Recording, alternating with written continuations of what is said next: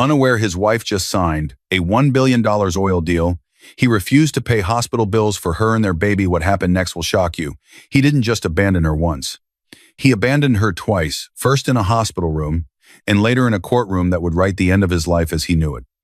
By the time the courtroom went silent, by the time the judge stripped Mark Carter of custody, approved financial penalties, and referred his behavior for criminal investigation, Mark still didn't fully grasp what he'd done. Because long before the court, long before the divorce papers, long before his public collapse, he made his cruelest decision while his wife was lying in a hospital bed. While Evelyn lay exhausted, stitched, and barely conscious after childbirth, while their newborn son cried under warm lights in the nursery, Mark stood at a window, glanced at an email from the hospital billing system, and told the administrator and social worker 2 words that would be documented, time-stamped, and played back in court. Then don't. Don't sign the authorization. Don't take responsibility. Don't pay. He refused to approve the bill. He refused to sign as guarantor. He refused to sign, even when told the baby might not be discharged without a clear way to pay. Hospital policy meant emergency care continued, of course.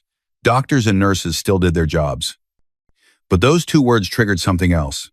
Reports, notes, incident forms, and a quiet call to a hospital social worker who started a file with his name on it.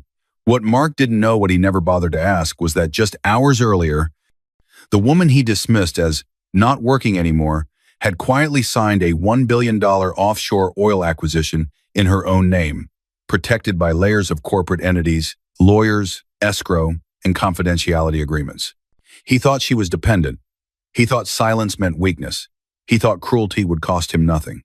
While he joked with another woman in the hallway, while he snapped at Evelyn for embarrassing him, by reaching for her phone, his wife was learning something far more dangerous than anger. She was learning how exposed he really was.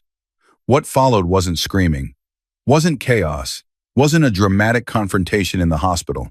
It was paperwork, audio recordings, hospital notes, time-stamped emails, court dates. And one by one, everything Mark believed made him powerful. His marriage, his image, his control collapsed in public. Because the woman he humiliated at her weakest moment didn't fight back the way he expected. She waited. She documented. She moved when the law, not emotion, was on her side. And when the truth finally surfaced, it didn't just shock him, it erased him. Dear viewers, thank you for being here. If you watch without subscribing, it's like letting her silence be mistaken for weakness again. When you subscribe, you stand with every woman who was underestimated, every child protected by courage, and every quiet mind that chose strategy over despair. Please subscribe and tell me where you're watching from. The room was silent in a way that felt heavy, almost dangerous. Not the silence of peace, but the silence of power settling into place. Evelyn Carter, 32 years old and visibly pregnant, sat at the center of a long glass table inside a private conference room high above the city skyline. The walls were transparent, but the world outside felt distant, blurred, unimportant. Inside this room, only ink mattered, only timing, only truths that hadn't yet reached the headlines. In front of her lay a stack of documents thick enough to shift entire portfolios.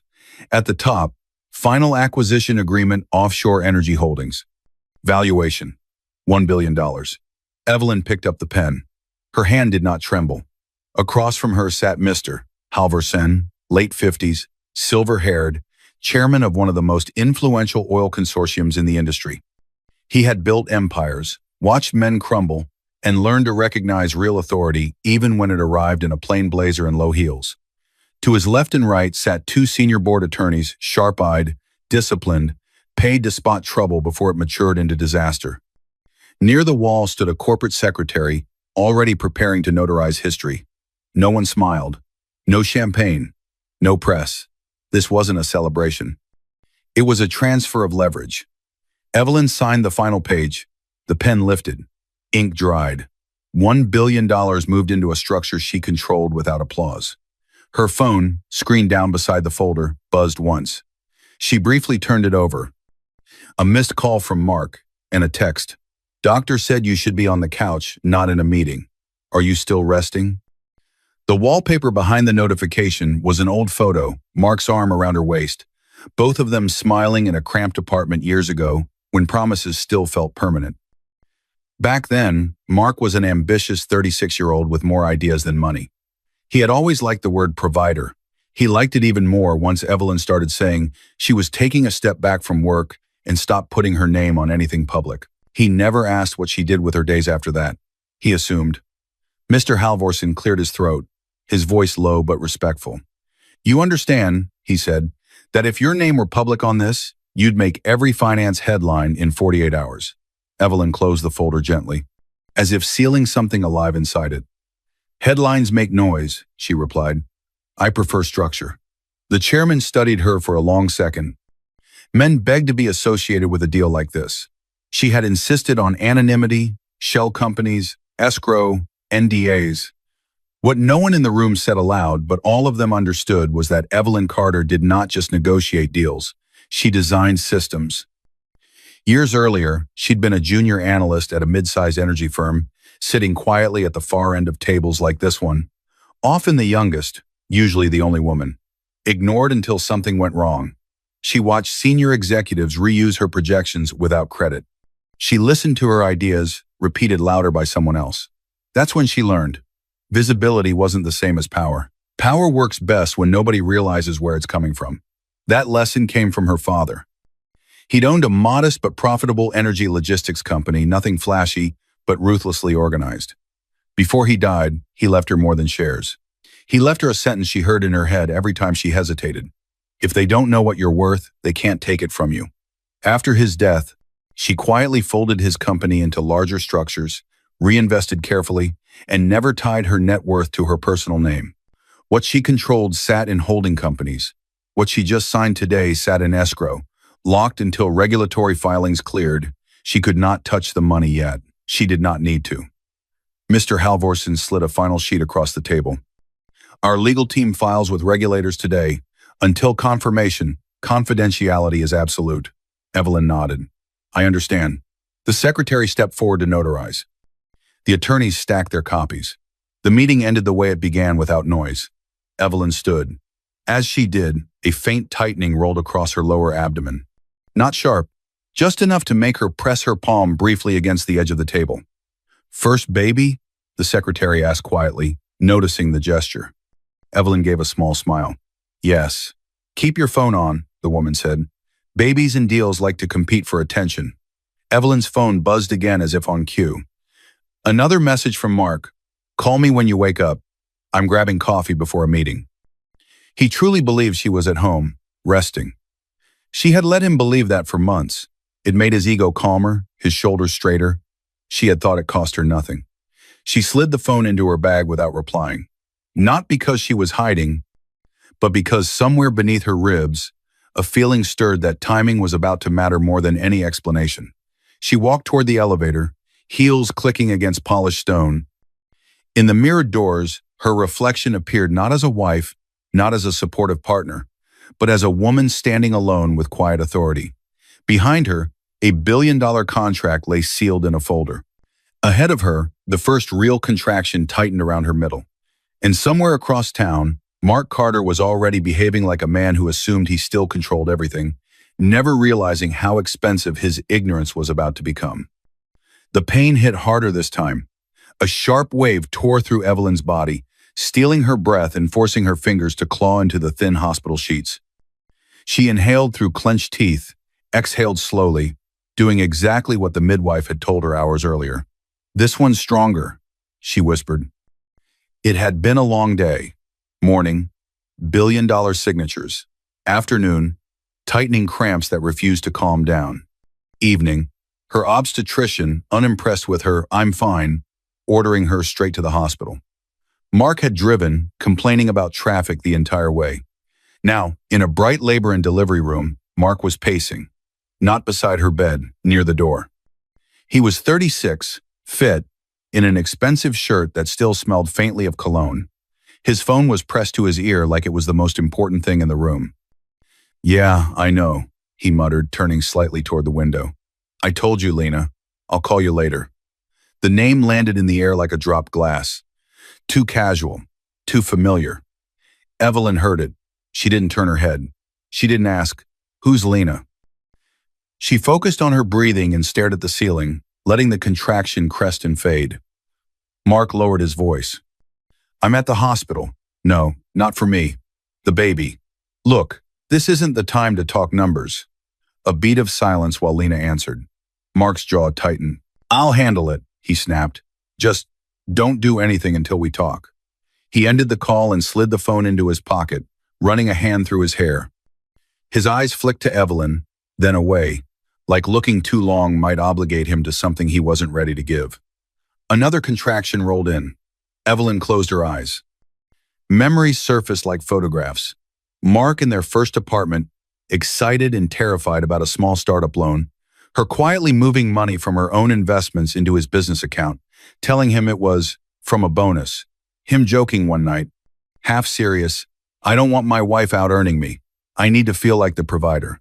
She had smiled then, tracing circles on his wrist. Then I'll make sure you never feel small. Back then, it had sounded romantic. Later, it became a habit, turning down a visible promotion, downplaying what she actually understood about the industry, packaging every suggestion as a question so he wouldn't feel threatened. She thought she was protecting the marriage. In reality, she was building a cage for herself. A knock at the door pulled her back.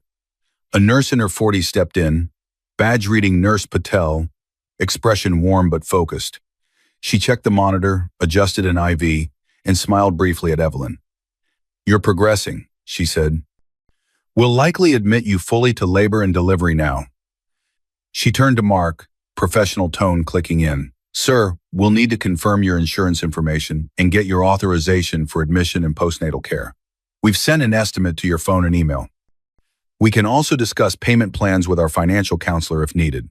Mark stiffened, the word payment snagging on nerves already frayed. Right now? He asked.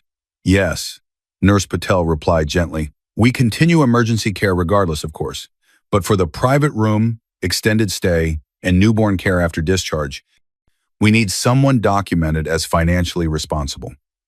Evelyn watched him from the corner of her eye. He pulled his phone out again, thumb tapping the screen a little too hard. A notification from the hospital billing portal glowed up at him. Projected charges, labor, delivery, postnatal care, newborn stay. The number made his mouth flatten. Another contraction caught Evelyn, longer and deeper. She exhaled slowly, letting the nurse coach her through it. Mark didn't move toward her. His eyes were glued to the estimate. The pause that followed wasn't fear. It wasn't confusion. It was calculation. Nurse Patel waited patiently, tablet in hand, used to awkward conversations about money, but rarely with someone dressed this well. Sir, she prompted, do you want us to pre-authorize now, or would you prefer to speak with our financial counselor first? Evelyn opened her eyes fully and looked at Mark. She didn't speak, didn't plead, didn't remind him that this was their child. She simply watched. Because after years of cushioning him from discomfort, for the first time, she wanted to see what he did when nobody rescued him. Mark glanced at the estimate again, then at the door, then at his phone like it might offer a way out. Lena's words from earlier replayed in his head. Don't let her trap you financially. He inhaled sharply, eyes flicking anywhere but his wife. Give me a minute, he said to the nurse. Nurse Patel nodded, professional and calm. Of course. I'll let the desk know you're reviewing the estimate. She left the room quietly. Evelyn's contraction ended. The monitor beeped in a steady rhythm. Mark slipped his phone back into his pocket and walked toward the hallway, shoulders tight. He told himself he was just getting air. He told himself he'd decide after one more call. Evelyn stared at the closed door. Whatever he chose next, she knew, would be more honest than any love speech he'd ever given her. The hallway hummed with quiet urgency, wheels rolling, doors opening and closing, low voices sliding under the fluorescent lights. Mark leaned against the wall beside a fire extinguisher, as far from the nurse's station as possible while still getting signal. His chest felt tight, not from worry for Evelyn, but from the hospital estimate still glowing in his memory. He pulled out his phone and called Lena back. She picked up on the second ring. Tell me you at least stepped outside, she said, voice smooth, the faint echo of a bar or office behind her. I'm in the hallway, Mark replied, lowering his voice automatically. They just sent me the numbers. He rattled off the figure. Lena whistled softly. That's not small. Yeah, no kidding, he snapped. My cash flow's already stretched. The investor backed out last week, remember? Payroll's due Monday. Lena knew all of this. She handled the marketing for his company, and somewhere along the line, started handling his ego too. She'd listened to every complaint about pressure, expectations, and how Evelyn had decided to stop working. A baby changes everything, Lena said, but her tone wasn't sentimental. Once that kid is here, you're locked into 18 years minimum. School, medical, extra everything. If you sign for everything now, you're telling everyone you'll carry the whole thing forever. She doesn't have income, Mark said, pacing slowly. She left the firm last year. Said she wanted to focus on family. She barely checks emails anymore. He conveniently forgot how many of those family decisions had been driven by his insecurities. Exactly, Lena replied. So why are you the only adult in the room expected to think long-term? He bristled. She's the one having the baby. And you're the one they're asking to sign your name to every bill on that ward, Lena countered. I'm not saying don't take care of your kid. I'm saying don't sign away leverage blindly. Make her show she can contribute. 2. Set conditions. Otherwise, you're nothing but a walking card machine. Mark stared through the narrow window at the lights of the parking lot below. She'll understand, he muttered. She always does. That's because you trained her to, Lena said softly. The words should have bothered him. Instead, they made him feel in control again. He pictured Evelyn at home like he'd always imagined her lately, reading baby blogs, watching daytime TV, between projects, waiting for him to make decisions. He had no picture in his head of her at a conference room table that morning, signing documents that would dwarf every number he'd ever seen. He didn't know that woman existed. Just, don't rush, Lena continued. Tell them you'll arrange something later. Make it clear you're not an open checkbook. If she needs something, she can figure it out too. Mark nodded, even though she couldn't see him. This isn't about you, he said, his conscience pricking just enough to protest. Lena laughed quietly. Of course it's about you. You're the one who has to live with whatever you sign. Call me when you're done playing hero. She hung up before he could answer. Mark stood there for a second, phone still against his ear, even though the line had gone dead. Then he opened the email from the hospital again. Estimated charges. Approve, decline, request counselor. His thumb hovered over approve. He imagined Lena's voice. Don't let her trap you financially. He imagined Evelyn's quiet compliance over the years. Had she ever told him no? Really no? For a brief moment, he pictured going back into the room, taking her hand, saying something like, we'll figure it out. Then he thought about payroll, rent for the office. The failed expansion he hadn't admitted was failing. He convinced himself this was about being responsible. He locked his phone, slipped it into his pocket, and pushed off the wall. As he walked back toward the room, he passed a sign pointing toward billing and patient financial services. He followed it. He had a decision to deliver. The baby cried before anyone spoke. It was a thin, uncertain sound, but it filled the room more completely than any argument could. Evelyn lay propped up in the hospital bed, arms shaky but steady as she held her son against her chest. Warmth, weight, and a smell she knew would be burned into her memory forever. Her hair clung damply to her forehead. Her body ached in deep, unfamiliar ways. But for one suspended moment, everything was just here, alive, enough. The door opened quietly.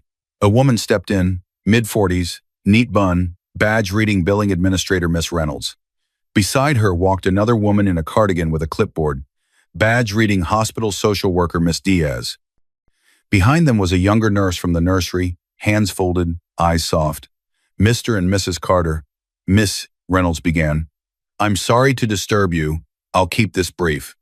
Mark stood at the window, hands in his pockets, gaze fixed on the parking lot below, like there was something there more interesting than his son's tiny fingers curling and uncurling against Evelyn's gown. What's the problem? He asked without turning. Miss Reynolds cleared her throat. We've received your initial review of the estimate, Mr. Carter. Our records show you declined pre-authorization for postnatal and newborn care. Evelyn's head lifted slightly. Declined? She glanced at Mark. He finally turned, expression tight. I told them I wasn't signing anything until we discussed options. Miss Reynolds kept her tone neutral. To be clear, all emergency and medically necessary care continues regardless. Your son is receiving appropriate care. However, without a documented guarantor, we're required to place an administrative hold on discharge and involve our social work team. The nursery nurse stepped in gently. It just means he'll stay in the nursery until we're sure there's a safe discharge plan and someone legally responsible. It's policy when there's a refusal. The words landed heavier than their calm delivery. Evelyn adjusted her hold on the baby, instinctively drawing him closer. I don't understand. We're here. We're his parents. And we want that documented with a responsible party for the bill, Miss Reynolds said carefully. You have options: insurance, payment plans, financial assistance. But we do need someone to sign.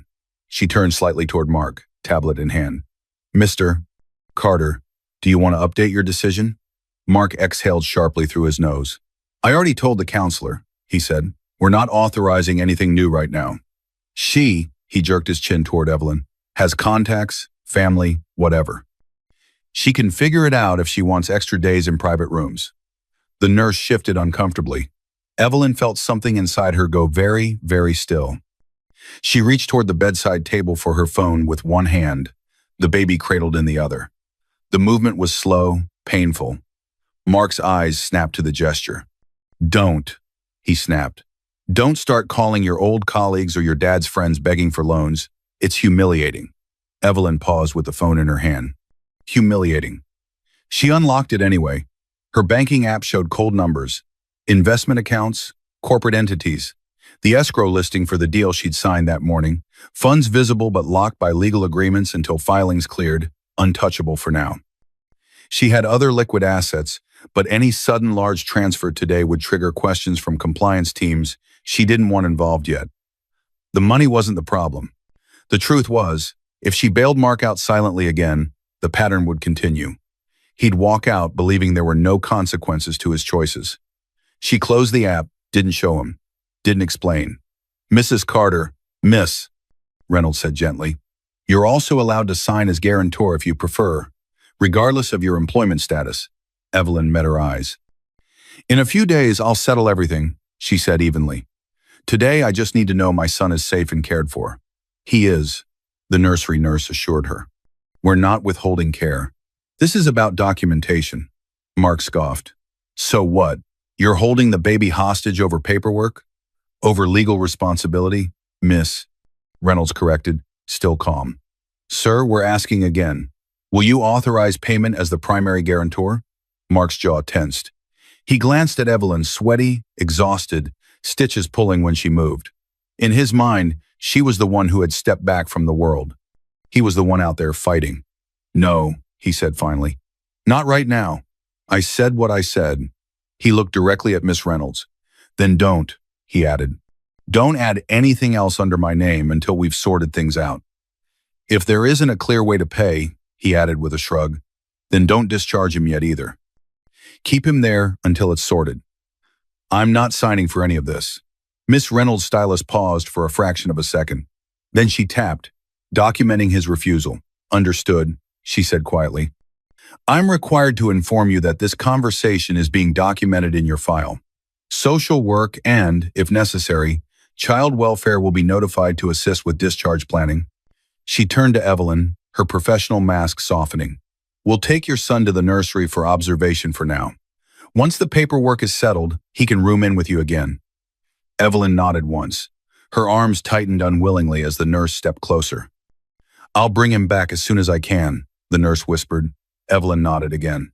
She didn't trust her voice. The baby left her arms, and the absence was immediate warmth gone, weight gone, a hollow space where he'd been. Mark was already reaching for his phone, conversation over in his mind. Evelyn watched the door as it closed behind the nurse and her child. Her father's voice drifted back to her, calm and merciless. People tell you who they are when there's something real at stake. Believe them the first time. She laid the phone on her lap, screen up this time. She had every tool she needed. Dates, times, names, witnesses. And for the first time in 7 years, she had no desire to protect Mark from the consequences of his own decisions. He thought this was about money. He thought saying, then don't, ended the conversation. He didn't realize he'd just opened a case. The soft click of the door closing sounded louder than it should have. Night had slipped in almost without her noticing. The room was dim now, lit only by the glow of the monitor, tracking her vitals and the small lamp near the sink. The spot on her chest where Noah had slept still felt warm, ghost-heavy. Evelyn stared at the ceiling. She replayed the scene again, but slower this time. "Miss," Reynolds' steady voice. The nurse's apologetic eyes. Mark's shrug. "Then don't." The words no longer sounded like a momentary lapse. They sounded like a verdict. She turned her head toward the door. Through the small pane of glass, she could see a security officer posted at the end of the hall standard protocol whenever social work flagged a file for custody tension or financial dispute. He wasn't there for her. He was there because someone had documented that the baby's father had refused responsibility. Evelyn shifted carefully, biting back a wince as stitches pulled. She reached for her phone on the tray table and unlocked it.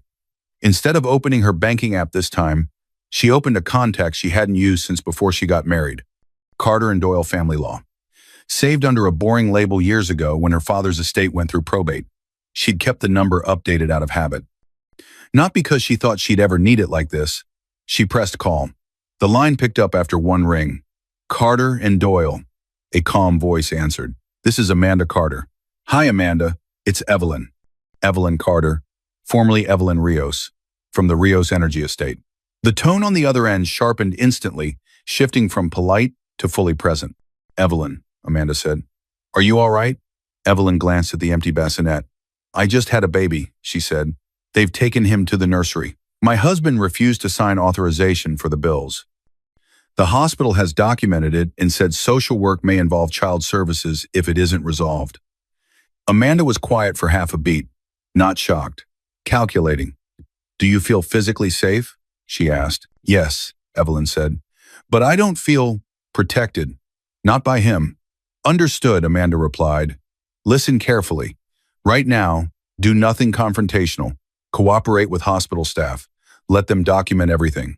I'll send you a secure link. Forward any emails you've received from the hospital and write down names and times while they're fresh."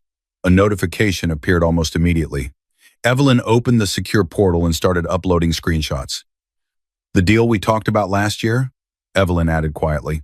"The acquisition is done. The funds are in escrow. My corporate structure is clean and separate. That gives us options," Amanda said. "We'll keep your assets ring-fenced. For now, our priority is your son and your safety. Once you're discharged, we'll file for temporary measures, custody, financial protection, whatever we need." Evelyn swallowed, throat tight but voice steady. "There's something else." She turned her head slightly, angling the phone so she could see down the hallway. A few doors away, near the nurse's station, Mark stood in profile, laughing. Beside him, in fitted slacks and a blazer, was Lena. She held a takeaway coffee in one hand, her other hand briefly touching his arm as she smiled up at him. To anyone else, they looked like colleagues or friends. Evelyn knew better. "They're here together," she said quietly. He called her. "She brought him coffee while our baby is in the nursery, and social work is opening a file." Amanda didn't gasp. She didn't curse. She just absorbed. "Good," the lawyer said. "That means hospital staff have seen them together. Another pattern, another piece of context. What do I do?" Evelyn asked. "For tonight?" Amanda replied. "You rest. Answer questions honestly. Don't argue. Don't threaten divorce. Let him think you're too tired to react. I'll start paperwork first thing. We'll request hospital records, social work notes, the billing refusal, and any incident reports. When we move with everything." Evelyn nodded, even though Amanda couldn't see her. "And my son?" she whispered. "The hospital will not withhold medically necessary care," Amanda said firmly. "Their file on your husband will do more for you than any speech you could give him tonight. Tomorrow, once I've spoken to their legal department, you'll authorize whatever needs to be authorized yourself. You can afford it. And we will make sure the court sees that you could, even when he pretended you couldn't."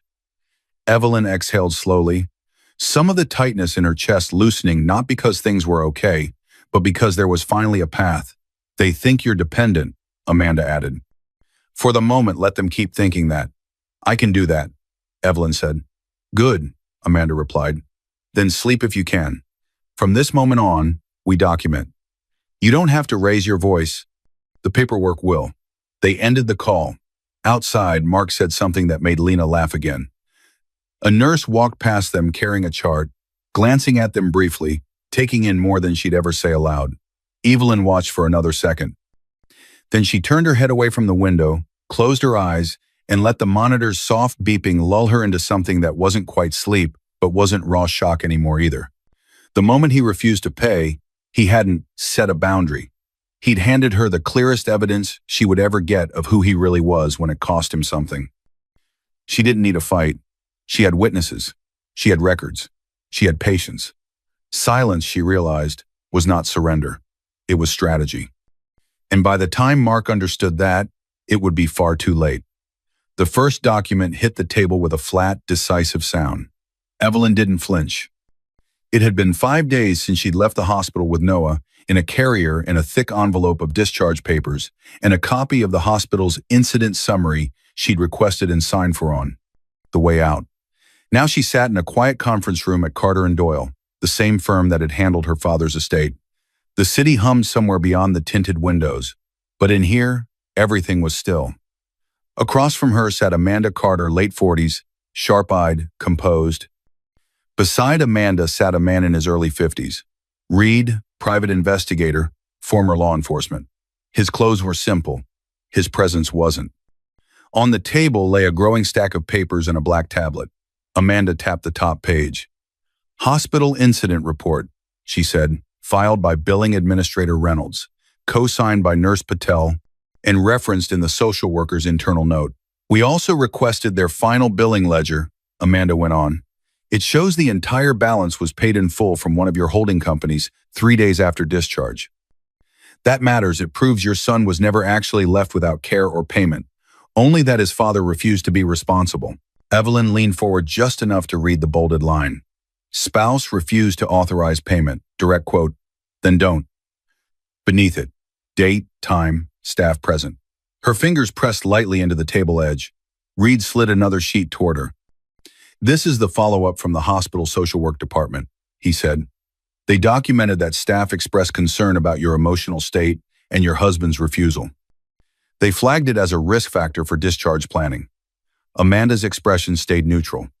The key point, she added, is that this isn't your word against his. Multiple employees, in writing, all describing the same thing. Evelyn nodded once. Reed reached into his folder again. Next, he said. Server logs. He turned the tablet toward her. Your husband's email shows he opened the hospital estimate and the authorization portal before the refusal. Reed continued. They provided us the access log under your written authorization. They can't share his account content, but they can confirm the timestamps. On the screen. Time, 1743, estimate email opened. Time, 1745. Authorization portal open. Time, 1749. Authorization declined. Amanda leaned back slightly. So he wasn't confused? He reviewed and then refused. Evelyn's jaw flexed once. He had money, she said quietly. Not a lot, but enough for the initial bills. Reed nodded and slid a thin stack of bank statements forward. We pulled what we legally can at this stage, he said. His business account had enough to cover the hospital's initial requirements. It would have hurt him, but it wouldn't have destroyed him. Evelyn studied the highlighted lines, deposits, withdrawals, balances. So he chose not to use it, she said. Yes, Amanda replied, and that choice matters. Reed tapped another folder. We also have the audio from your husband's call with the hospital's financial counselor, Reed said, tapping the tablet. They record those calls for quality and compliance. With your authorization and our subpoena notice, they release the segment where he confirms he understands the options and still refuses. Now for Lena. Evelyn's eyes lifted. We forensically imaged the shared home computer you authorized us to access, Reed continued. Your husband's messages sync to a desktop app. He never turned off the backup. He spread out printed screenshots, clean, with timestamps. Lena, don't let her trap you financially. Mark, she doesn't even work anymore. Lena, make her show she can contribute. Don't sign everything. Evelyn let the words sit in front of her without reacting. Amanda read them, then exhaled slowly. This shows influence, she said. Not a defense, but context. He was warned about financial traps and chose to interpret his own wife and child as the trap. Reed placed another item on the table, a set of printed photos. Mark entering a hotel 2 nights after Noah's birth. Mark leaving 3 hours later. Lena beside him, her coat open, their body language too familiar to mistake. Taken after he left visiting hours early, Reed said. Timestamps line up with hospital sign-out logs. Evelyn swallowed once. It wasn't the affair that stung. She'd suspected something the first time she heard Lena's name in the delivery room. It was the timing, the sequence. Refuse to sign, leave, go to dinner with someone else. Amanda gathered papers into a neat stack. So, she said, we have written hospital documentation of his refusal, social work notes expressing concern, system logs showing he reviewed and declined, text messages showing premeditated reluctance to support you financially, images that demonstrate where his priorities went immediately afterward. Evelyn looked up. Is it enough? For what we're going to ask the court? Amanda replied. Yes, especially combined with your own financial position. She slid a different folder forward, one stamped with corporate logos and seals. This, Amanda said, is everything you sent from the acquisition this week. Escrow documents, board approvals, valuation summaries, your position as beneficial owner. I've already arranged for the more sensitive parts to be filed under seal. Reed glanced between them. He still doesn't know? He asked. No, Evelyn said. As far as he's concerned, I'm a stay-at-home wife who used to be good with numbers. Amanda's mouth tightened just enough to betray opinion. Good, she said. Let him keep believing that for now. We're going to file for divorce, temporary sole custody, and a restraining order on marital asset transfers. We'll argue that he's a financial risk and a neglectful caregiver. Evelyn's eyes flicked to the stack of evidence. What if he tries to apologize? She asked quietly. What if he suddenly offers to pay for everything and show up? Then, Amanda said, he's admitting he knew what mattered and simply chose not to act until there were consequences. Courts pay more attention to what people do when nobody's watching. Reed stood, collecting some of his notes. He's not going to stop, he said matter-of-factly. Guys like him rarely do. Once he feels cornered, he'll send texts, make calls, maybe even say things that help us. I'll keep monitoring what we can legally monitor. Amanda nodded. You don't confront him. You don't warn him. You don't threaten him with court. You respond through us only.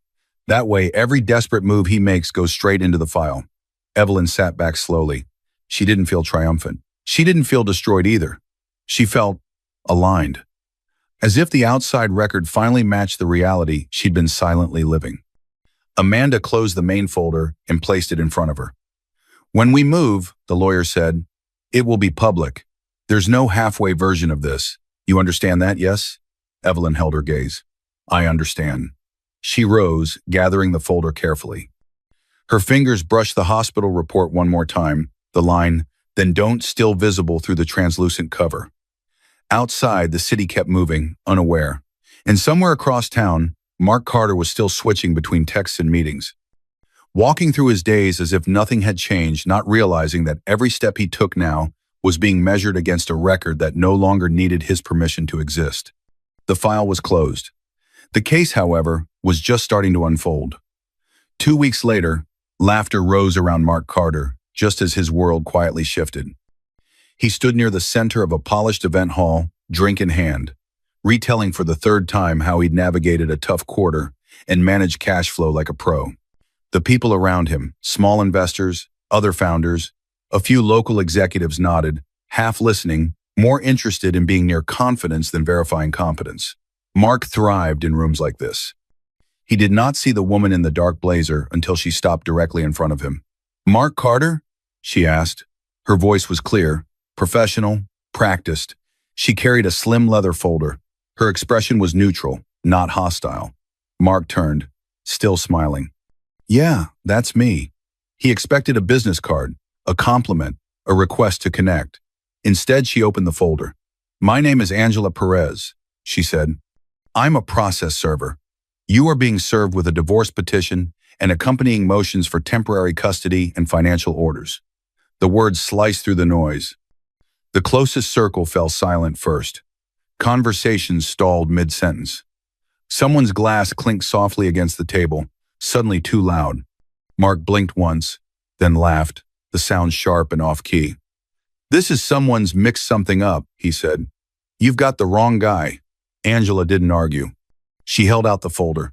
You've been properly identified. Service is complete. His fingers closed around the documents automatically. Nearby, one of the event organizers signaled discreetly to venue security. Two guards shifted position, not closing in, just watching. Not for violence, for embarrassment. Mark's neck felt hot. What is this? He muttered, flipping through the first pages too fast to understand. Legal phrases flashed past his eyes. Petition for dissolution of marriage. Motion for temporary sole, legal and physical custody. Request for temporary orders restraining dissipation of marital assets. And that phrase, based in part on documented medical abandonment and financial neglect. His chest tightened. Behind him, someone whispered, "Is that Evelyn?" Another voice. "Did he get served at an event?" Mark snapped the folder shut. Across the room, at the edge of the bar area, Lena stood frozen mid-sip. Her eyes met his for a split second wide, assessing, and then, almost imperceptibly, she stepped back. Distance. "Did you know about this?" he demanded, taking an involuntary step toward her. Lena's lips parted, but no answer came. Instead, her gaze flicked sideways, scanning who was watching, where the nearest exit was, which conversations had already changed tone. The process server glanced at her watch. "All future communication can go through your attorney," she said, tone still polite. Then she turned and left. Mark's phone buzzed in his pocket. A new email from his office bank, an automatic alert. Notice, legal documents received referencing account. He ignored it. He shoved his way to the edge of the group and out a side door onto a small balcony, air cooler but not calming. He opened the folder again, more carefully this time. Attached to the petition was a thick exhibit stack. On top, hospital incident report, Carter, Evelyn. Next, social work note, financial refusal. Then, screenshots he recognized with a jolt. His words to Lena about not wanting to be a wallet. Lena's messages about not letting Evelyn trap him financially. His mouth went dry. He fumbled for his phone and dialed Evelyn. The call rang once, twice, straight to voicemail. He tried again, and again. Same result. A memory flickered. Evelyn in the hospital bed, her face pale, eyes steady, saying nothing while he argued with Miss Reynolds. He remembered feeling oddly triumphant when she didn't fight back. It hit differently now. Mark turned back toward the event hall, looking for Lena. Through the glass, he saw her already talking to someone else, her body angled away from him, not even glancing in his direction. The guards at the door looked politely bored and quietly alert. He checked the papers again, hunting for some line that would say this is reversible, this is a warning, not a reality. Instead, he found a bold sentence near the end. Hearing on temporary orders scheduled for date. Respondent is required to appear. Failure to do so may result in default. His heart pounded. He had come here to talk about timing and smart risks. Now, for the first time, he realized he had no idea how much time he had left before this folder turned into something he couldn't charm his way around. He stared at his reflection in the glass suit, perfect, drink still in his hand, smile gone. If this was just the petition, what else did she have that he hadn't seen yet? Several weeks after he was served, court is now in session. The bailiff's voice echoed through the courtroom, followed by the scrape of chairs and the shuffle of people settling into place. Mark Carter sat at the respondent's table, suit pressed so sharply it looked like armor. The illusion broke at his hands. They were clasped too tightly on the table, knuckles white. His attorney, a man he'd hired in a rush after being served, whispered something in his ear that didn't seem to land. Across the aisle, Evelyn sat beside Amanda Carter. She wore a simple dress, no jewelry aside from her wedding ring still on. Her posture was straight, her expression calm. There were faint shadows under her eyes, the kind all new parents carried, but there was nothing broken in her face. At the back, a carrier rested beside a trusted family friend, rocking gently with the smallest of motions. Baby Noah slept, oblivious. On the bench sat Judge Holloway, early 60s, silver hair, eyes that had seen too many people treat court like theater. He scanned the case file in front of him, then looked up. Case number 3475, Carter versus Carter, he said. We're here today on petitioner's motions for temporary orders concerning custody, support, and financial restraints. Counsel, are you ready to proceed? Amanda rose. Yes, Your Honor. Mark's attorney stood as well. Yes, Your Honor. Judge Holloway nodded. Miss Carter, you may begin. Amanda walked to the center of the courtroom, a small remote in her hand. Behind her, a screen flickered to life. This case, she said, is not at its core about wealth. It is about responsibility under pressure. She clicked the remote. A hospital logo appeared, followed by a scanned page. Exhibit A, Amanda said. Hospital incident report dated the day of the child's birth. I direct the court's attention to the section highlighted in yellow. The text zoomed in. Spouse refused to authorize payment despite explanation of options. Verbatim, quote, documented by 2 staff. Then don't.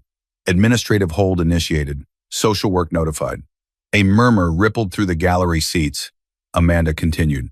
Exhibit B, internal social work note. It notes concern that the father refused to sign as guarantor while the mother was recovering from childbirth and that he left the hospital shortly after without resolving the matter. Next slide. Authorized access log entries from the hospital billing portal. Timestamp showing viewing of estimate, then a declined authorization. Exhibit C, Amanda said. System log confirming the respondent opened and declined the financial authorization. She paused, letting the judge process the sequence. We also submit bank statements indicating that, at the time of refusal, the respondent had sufficient funds to secure initial payment, even if doing so would have been inconvenient. Mark's attorney stood. Objection, Your Honor. Counsel is speculating about my client's obligations regarding inconvenient payments. Overruled, Judge Holloway said calmly. This is a temporary orders hearing, not a criminal trial. I'm assessing patterns and risks. Continue, Miss Carter. Amanda nodded, unbothered. Exhibit D, she said, clicking again. Screenshots appeared text exchanges between Mark and Lena. Names and phone numbers redacted for public display but present in the sealed file. Don't let her trap you financially. She doesn't even work anymore. Make her show she can contribute. Don't sign everything. These messages were retrieved from a device sync that both parties had access to, Amanda said. They show that the respondent's refusal to authorize care was not a momentary oversight. It reflects a pre-existing belief that supporting his wife and newborn child financially was a trap to avoid. Mark stared at the floor. And finally, Exhibit E. Another click. Photos appeared. Mark and Lena entering and leaving a hotel 2 nights after the birth. The timestamps matched against hospital records showing early sign-out from visiting hours. Not illegal, Amanda said, without judgment. But it is context. While the hospital was flagging his refusal in their system, and while social work was attempting to ensure safe discharge conditions for a newborn, the respondent's priority was elsewhere. The room was very still now. Judge Holloway's jaw tightened almost imperceptibly. Amanda set the remote down. There is one more piece of information relevant to these proceedings, she said. The respondent has claimed both in correspondence and through counsel that the petitioner is financially dependent on him. That is not accurate. She approached the bench with a sealed folder, handing it to the clerk, who passed it up. Under seal, Your Honor, Amanda said. Corporate documents, escrow statements, and valuation analyses. They relate to a recent acquisition completed by the petitioner in her professional capacity. Judge Holloway opened the folder, eyes moving quickly over the pages. Corporate seals, escrow confirmations, signatures. He looked up, eyebrows raised slightly. This indicates a transaction valued at approximately $1 billion. Yes, Your Honor, Amanda replied. The deal is currently under confidentiality restrictions with regulators, which is why we've requested sealed treatment. The key point for today is this. At the time of the birth, the petitioner's financial position was significantly stronger than the respondent believed. She had the means and structure to eventually resolve medical bills herself. She let that sink in. The problem, she continued, is not that they were poor. The problem is that, when faced with his wife in recovery and a newborn child, the respondent's first instinct was to protect his own sense of control, even if it meant leaving his child's discharge in limbo. She returned to her table and sat. Judge Holloway folded his hands, turning his attention to Evelyn. Mrs. Carter, he said, voice steady. Is it true that you are the beneficial owner of the entities described in these documents? Yes, Your Honor, Evelyn replied, standing. The funds are in escrow. I did not move them at the time because of regulatory rules and because I wanted accurate documentation of my husband's choices without my interference. Mark's attorney stood. Your Honor, my client had no knowledge of this transaction. He believed his wife had no income. His decisions were based on incomplete information she chose not to share. Judge Holloway shifted his gaze to Mark. Mr. Carter, he said, did hospital staff explain that options existed: insurance, payment plans, financial assistance? Mark cleared his throat. They mentioned some things, yes. Did you understand that your refusal would delay discharge and trigger involvement from social services? I didn't think it would go that far, Mark said. Judge Holloway's expression didn't change. The law does not require your wife to disclose every asset she holds in order for you to act in good faith toward your own child, the judge said. You weren't asked to sign over your business. You were asked to accept financial responsibility as a parent. Silence. I will take a brief recess before issuing temporary orders, Judge Holloway said finally. Court is in recess for 15 minutes. The gavel fell. Conversations erupted in low whispers. The bailiff called for order even as people leaned toward each other, already spreading the version of the story they would retell later. Mark turned in his seat toward Evelyn. Evelyn, please, he whispered harshly. We can talk. This is getting out of hand. She did not look at him. Amanda leaned in, murmured something to her client. Evelyn nodded once, eyes forward. Mark's attorney tugged his sleeve. We need to discuss damage control, he said under his breath. But Mark barely heard him over the roar of the only question he could form. If this was just the temporary hearing, what did the final version of his life look like from here? Mr. Carter, please stand. The courtroom settled into a heavy silence as Mark rose. His knees felt unsteady, not from the polished floor beneath him, but from the feeling that something much larger was about to shift. Judge Holloway's voice was calm, the calm of someone who had made his decision already. Having reviewed the exhibits, heard sworn testimony, and considered the arguments of counsel, the judge began. The court finds substantial evidence of the respondent's neglectful conduct at a critical moment in his child's life. Mark stared straight ahead, throat dry. The record shows, Judge Holloway continued, that Mr. Carter had the capacity to assist with hospital bills and discharge planning, but chose not to.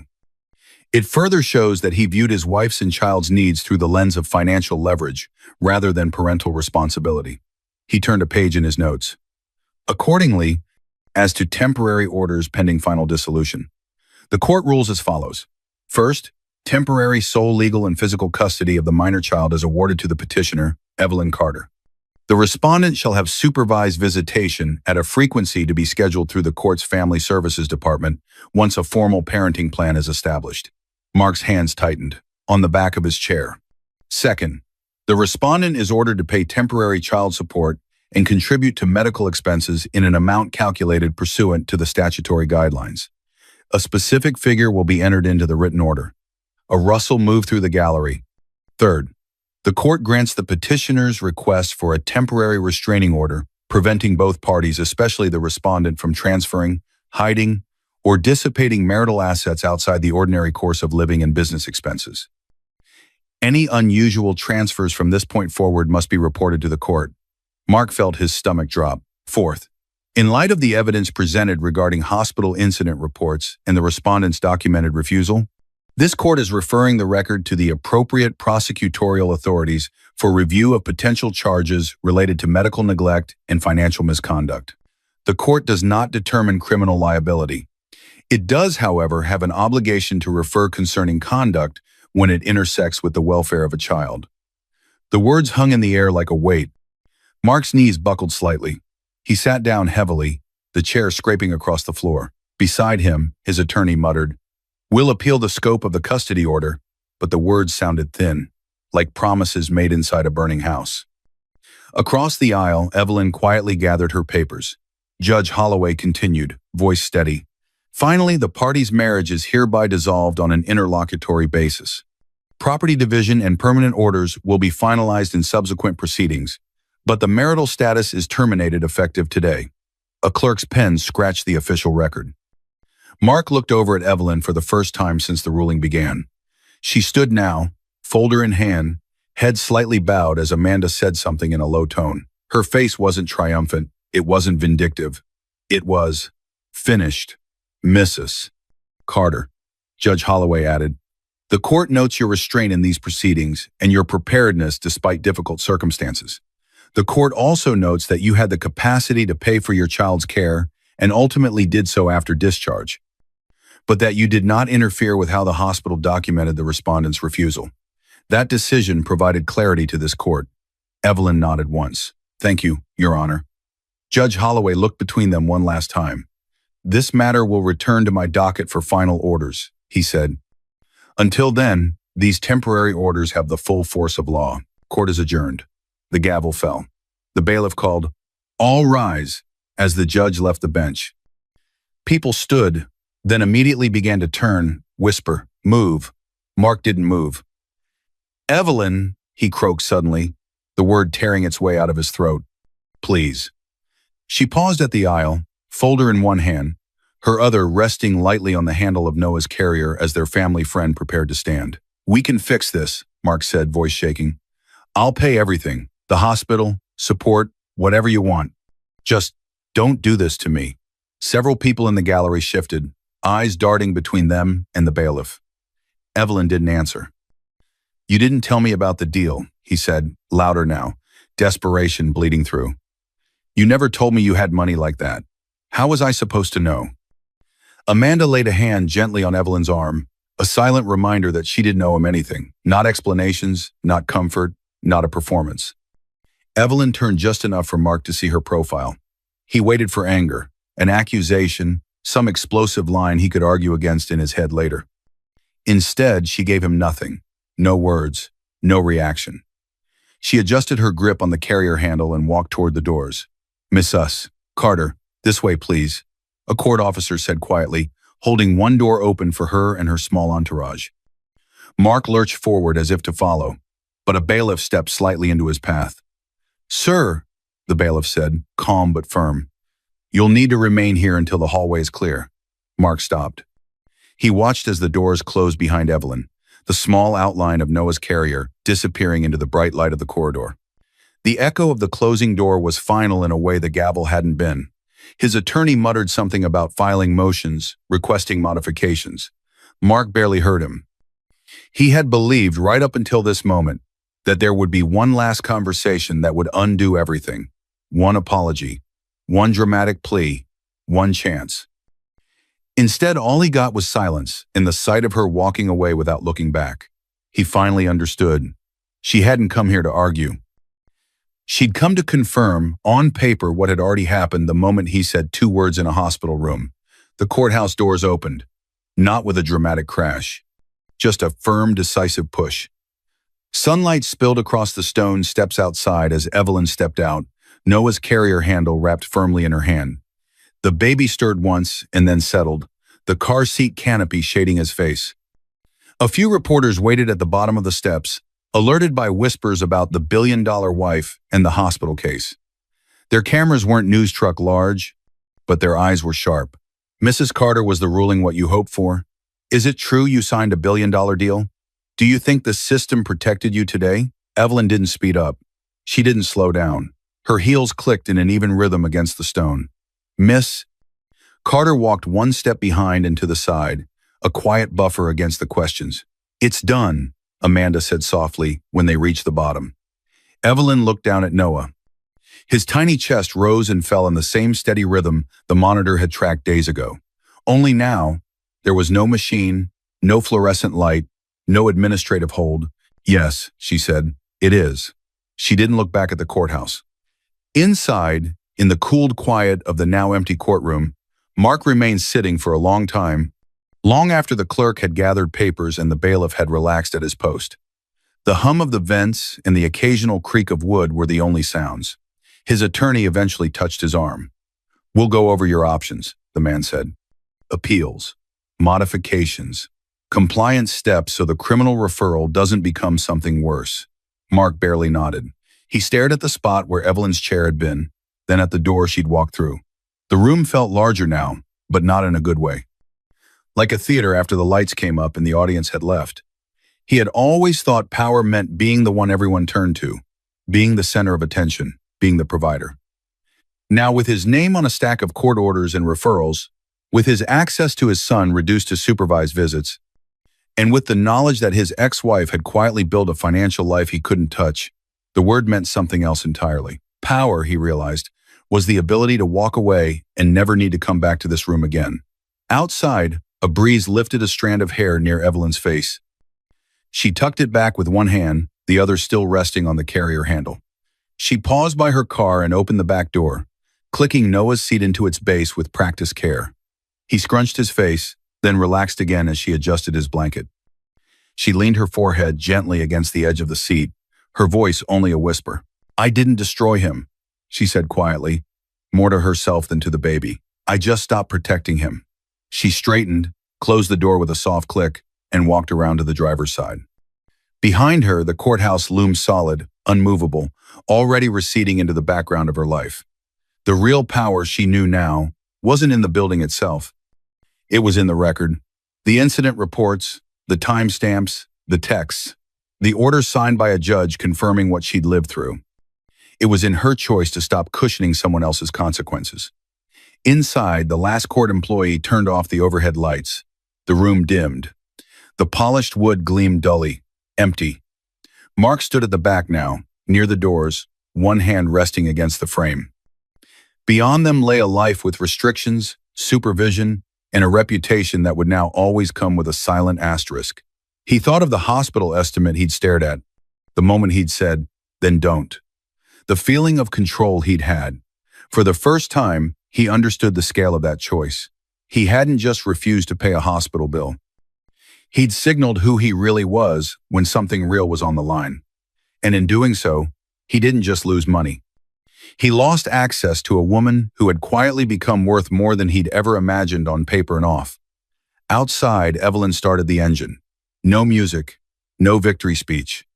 Just the low hum of a car pulling away from a building she no longer needed. As she drove down the street, the courthouse shrank in the rearview mirror, replaced by open road and the small, steady sound of her son's breathing. He had refused to pay a hospital bill, and that decision cost him a marriage, a child, and a life measured in billions. I hope you enjoyed watching this story as much as I enjoyed creating it. Like, share, and comment on the lessons you learned. Let me know where you're watching from in the comments below. See you in my next video.